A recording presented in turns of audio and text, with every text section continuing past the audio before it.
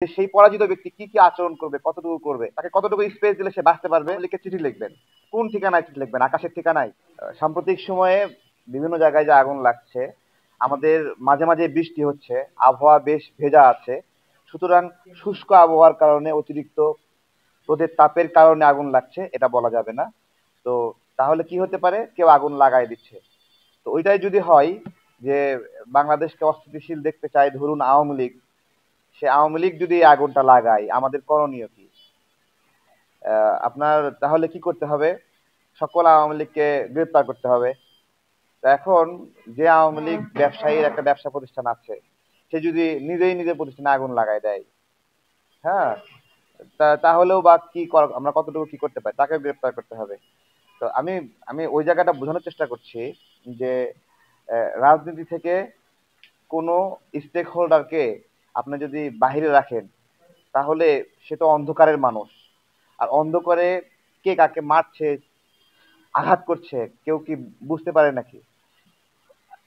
কিন্তু যদি এরকম হতো যে আপনার সামনেই, আমি বলছি যে আমরা এখানে কয়েকজন বসে আছি, এর মধ্যে একজন আওয়ামী লীগ আছে, হ্যাঁ, এবং সমাজের জন্য কোনো ক্রাইম হয়, তখন তাকে তার কলারটা ধরে জিজ্ঞাসা করা যাবে যে এ, ঘটনা কি বলো, তাই না?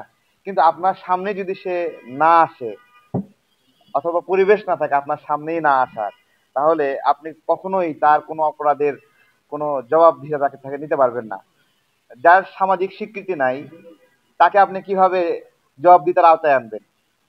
ধরেন আওয়ামী লীগ এই আগুনগুলো দিচ্ছে, তাহলে আওয়ামী লীগ এই আগুন বন্ধ করার কে আমরা আহ্বান জানাবো, নাকি ভাষাটা কি হবে? ধরেন আওয়ামী লীগের চিঠি লিখবেন, তা কোন ঠিকানায় চিঠি লিখবেন? আকাশের ঠিকানায় যে আপনারা আগুন লাগাবেন না প্লিজ? এটা একটা সামাজিক সংকট, রাজনৈতিক সংকট। গণ অভ্যুত্থানে আওয়ামী লীগ নামের একটি দল, শেখ হাসিনা একটা ম্যাসাকারে জড়িত, মাস কিলিং এ জড়িত হয়ে গেছে। তারা আপনার হলো তাদের সেই হিংস্র রূপ আমরা দেখেছি। তা এই সব কিছুর পরেও আওয়ামী লীগ নামে যে স্ট্যাবলিশ আছে, সেই স্ট্যাবলিশের বিচার তো অবশ্যই করতে হবে। যেই ক্রিমিনাল ওয়ার্ক করেছে, যেখানে হত্যাকাণ্ড যে করে, সেটা তো করতে হবে। কিন্তু সামাজিক পরিমণ্ডলে আওয়ামী যে স্ট্যাবলিশমেন্ট, সেই স্ট্যাবলিশমেন্ট সমাজে বিদ্যমান আছে, এটা অস্বীকার করা যাবে না। তারা আছে। আপনি বলতে পারেন যে আমি চাই এরা সব গায়েব হয়ে যাক, তাহলে তো আপনার ইয়ে লাগবে, ওই যে আপনার হলো ঈশ্বরের চোখ লাগবে।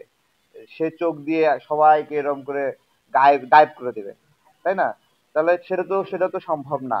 এই সমাজে সবাই যেহেতু অংশ, তো আমি ওটাই বলছিলাম বারবার যে রাজনীতি একটা সামাজিক চুক্তি। সেই চুক্তির মধ্যে একজন অপরাধী, তাকেও চুক্তির মধ্যে রাখতে হয়। হ্যাঁ, একজন পরাজিত, তাকেও চুক্তির মধ্যে রাখতে হয়। যে সেই পরাজিত ব্যক্তি কি কি আচরণ করবে, কতটুকু করবে, তাকে কতটুকু স্পেস দিলে সে বাঁচতে পারবে, কতটুকু স্পেস দিলে সে ভায়োলেন্স করবে না। তো এই সমস্ত কিছু আমরা এই গণ অভ্যুত্থানের পরে এই এই সামাজিক সংকট বিষয়টা নিয়ে আমরা আলোচনা করতে পারি না। বিশ্বের বড় বড় দেশে গণ অভ্যুত্থান হয়েছে, বিভিন্ন কিছু হয়েছে, তাদের ওখানে বিভিন্ন পুনর্বাসন প্রক্রিয়া আছে, যে তারা ওই অপরাধীরা কি আচরণ করবে, তাদেরকে কি শাস্তি হবে, তাদের এভারেজ ডিসিশন কি। কোন রাজনৈতিক দল মিলে সমন্বিত কোনো সেমিনার হয়েছে যে আমরা আওয়ামী লীগের প্রতি কি আচরণ করব, আওয়ামী লীগ এই সমাজে কিভাবে স্টে করবে? কোনো হয়নি। এই এই বিষয়ে একটা সভাও হয়নি। আপনার হলো শাহবাগী প্রোগ্রাম হয়েছে, কিন্তু অবশ্যই যে পরাজিত তার বিষয়ে আপনার প্ল্যান থাকতে হবে। তাকে কিভাবে সমাজে শৃঙ্খলিত রাখবেন, তাকে কিভাবে সমাজে শান্ত রাখবেন, এবং তাকে কিভাবে লিমিটের মধ্যে সমাজে চলাফেরা করতে দেবেন, এই কোনো কিছুরই সুন্দর পরিকল্পনা না হবে। যদি আগুন আওয়ামী লীগই লাগায়, তাহলে এই কারণেই লাগছে।